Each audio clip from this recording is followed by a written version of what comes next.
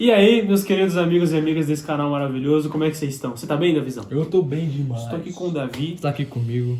E, pessoal, nessa semana, né, o Davi já iniciou essa semana falando sobre pecado, né, falando sobre uma vida dupla. Ironicamente, o nosso pastor começou a semana também falando sobre O pecado. nosso pastor também começou, já estava com esse tema no meu coração, né, pecado, sim, uma vida dupla, pecado oculto, já estava com um cerne dessa mensagem. Ele pregou sobre isso essa manhã, o Davi quis falar sobre isso também, e eu também tinha preparado algo em referente a isso. Em Salmos 119, 11 diz: "Guardei tua palavra em meu coração para eu não pecar contra ti." Nesse versículo a gente vê um princípio descrito pelo salmista, em que ele relata: eu vou guardar a palavra no meu coração, eu vou carregar isso comigo diariamente, manter isso perto de mim, para que eu não peque contra o Pai, né? Porque uma das características de Deus é ele tem um amor furioso vindo em nossa direção. E desde sempre, né, desde o primeiro pecado da humanidade, ele quer manter a gente perto, ele quer ter um relacionamento conosco. A primeira pergunta que Deus fez para o homem e para a mulher quando eles pecaram não foi o que você fez, ou por que não foi criticar, não foi julgar, não foi para cima, mas foi: cadê vocês que não estão perto de mim? E essa é uma consequência direta do pecado. Ele afasta a gente da presença de Deus. E quanto mais a gente vai se afastando da presença de Deus, mais coisas ruins vão acontecendo na nossa vida. A gente vai perdendo o temor, a gente vai perdendo a sensibilidade em relação a ouvir a voz do Espírito Santo. E a gente fala: Gabriel, eu não estou conseguindo ouvir. Já chegaram em mim perguntando: eu não estou ouvindo a voz do Espírito Santo, eu não estou sentindo mais a presença dele. E eu viro para o ser humano e pergunto: como é que está a sua leitura, sua vida de leitura bíblica e oração? Entende? Então, é como uma doença. O pecado é uma doença que se infiltra na vida de uma pessoa e os sintomas dele vão deixando ele cada vez mais longe da presença de Deus, porque esse é o nosso foco, correto? Fica cada vez mais próximo de Deus, cada vez mais próximo do que Ele quer para a nossa vida, até o final das nossas vidas. E o pecado, não é que Deus se afasta da gente quando a gente peca, mas a gente se afasta dele, automaticamente. Uma coisa que minha mãe falava era: quando você faz uma coisa, obedece uma questão da palavra de Deus, você dá um passinho para mais perto de Deus. Agora, quando você desobedece, você dá um passo para longe.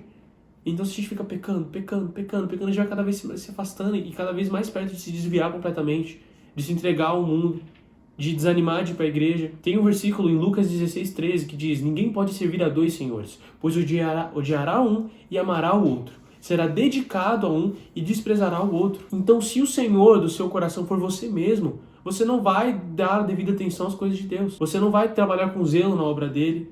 Você só vai fazer as coisas que lhe convém. Sua vida vai ficar fácil. E não é para ser fácil. Jesus disse: aquele que quer me seguir, tome sua cruz e venha. Cruz é uma coisa boa? É uma coisa legal de carregar? Não.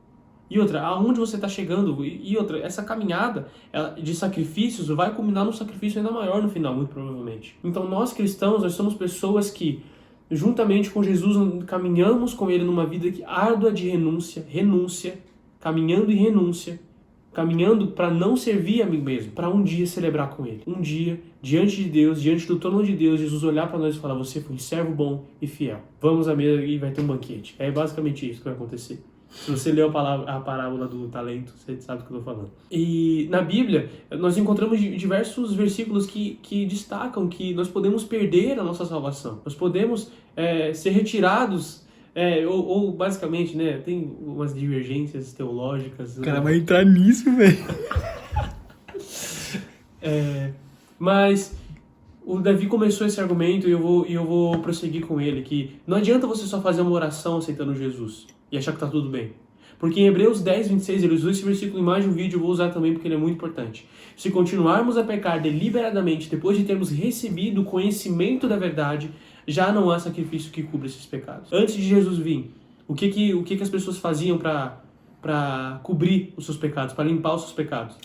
Sacrificavam um cordeirinho, sacrificavam um bichinho, entende? Jesus veio, se tornou o cordeiro sem máculas em nosso lugar.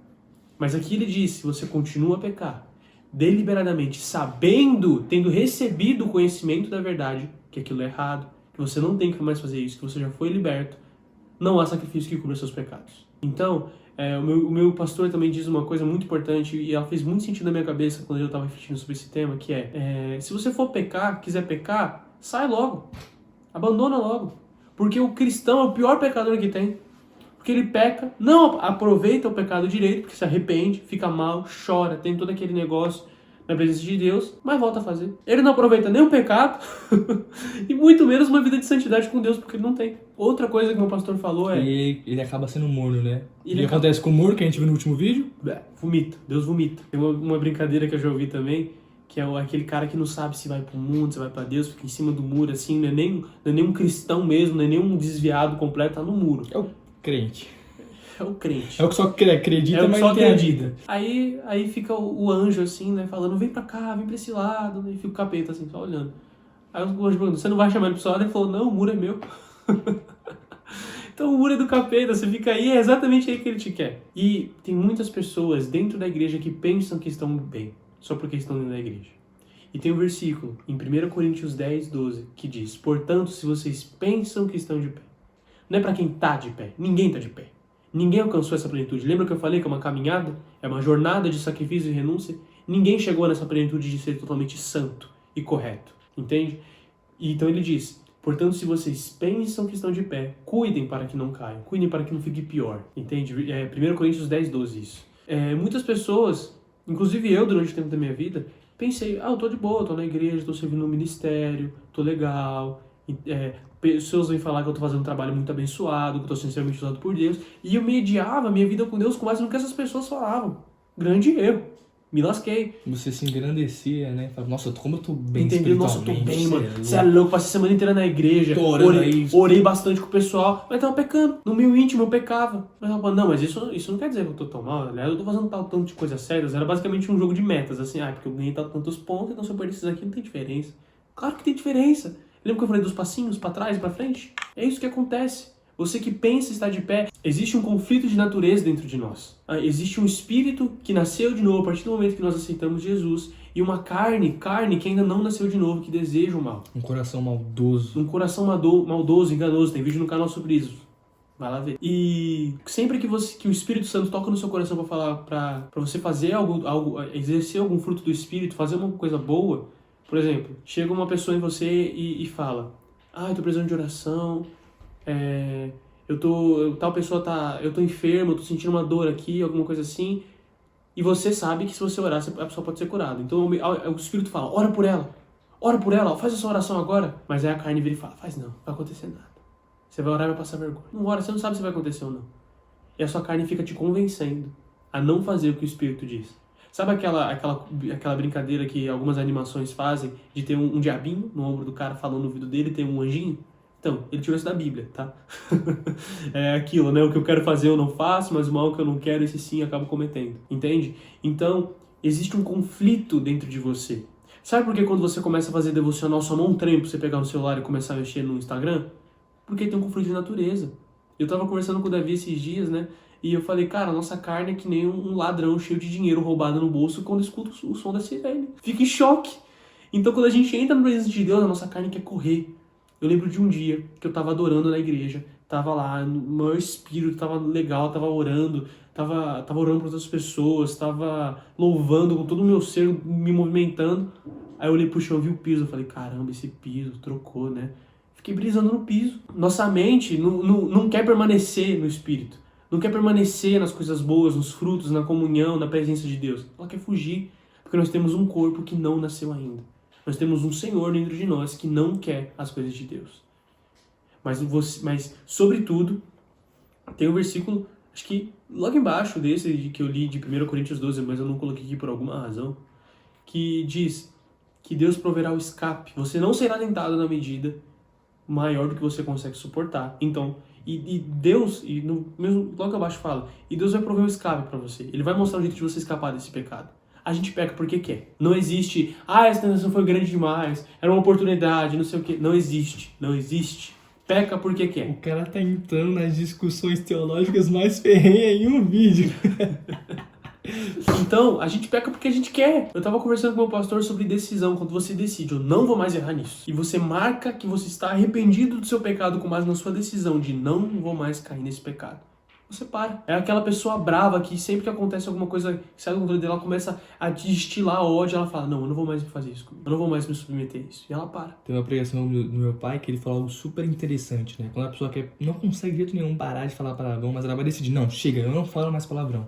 Aí ele falou que a pessoa tem que orar da seguinte forma: Pai, coloque um arcanjo com uma espada flamejante na minha boca pra eu nunca mais falar palavrão. Entende? Então, é uma busca.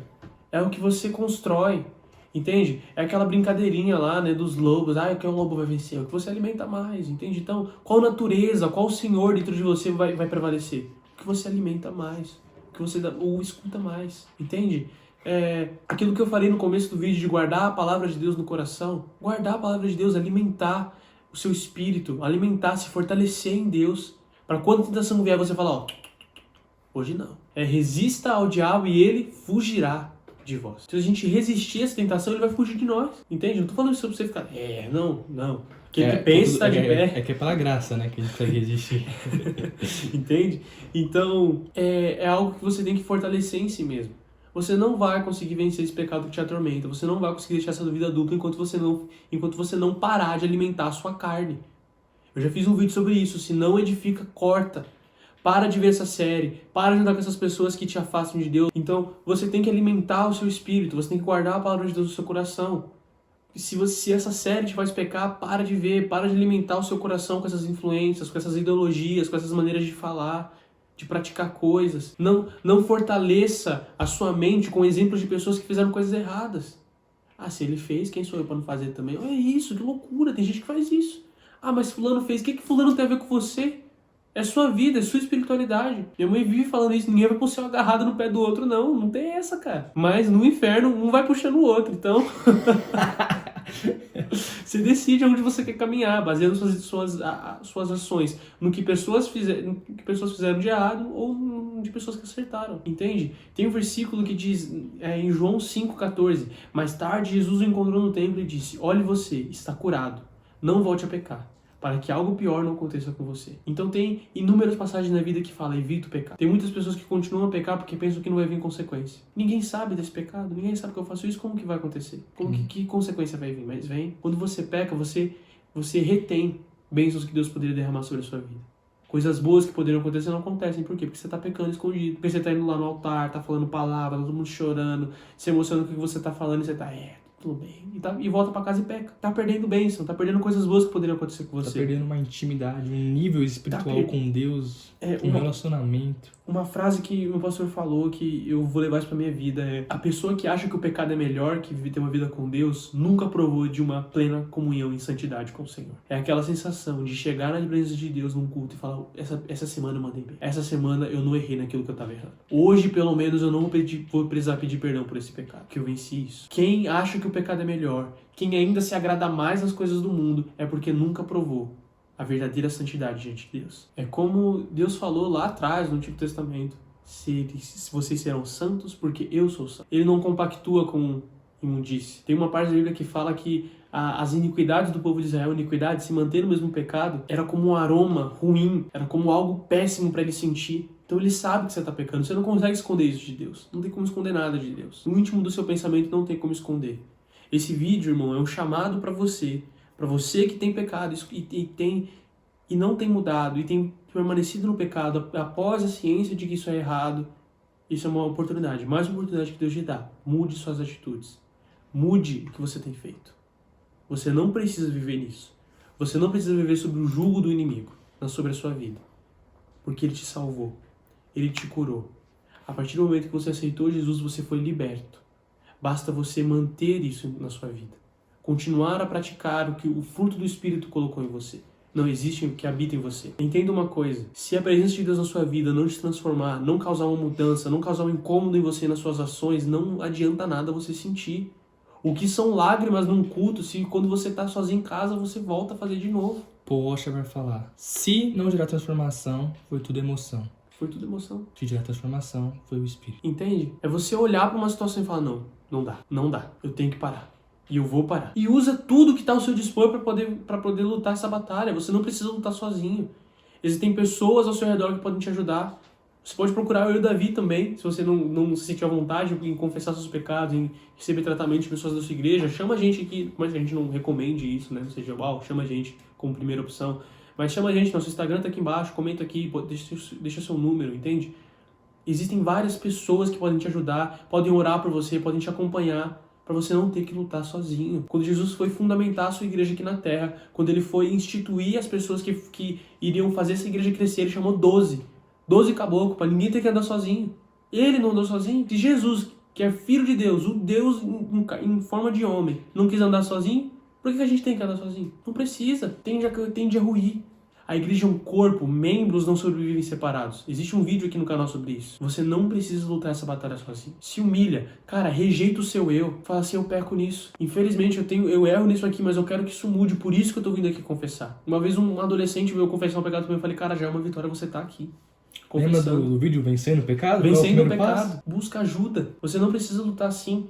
E se você não sabe se tem uma coisa ruim no seu caminho, e esse temor caiu sobre você agora de, caramba, eu não quero ser rejeitado.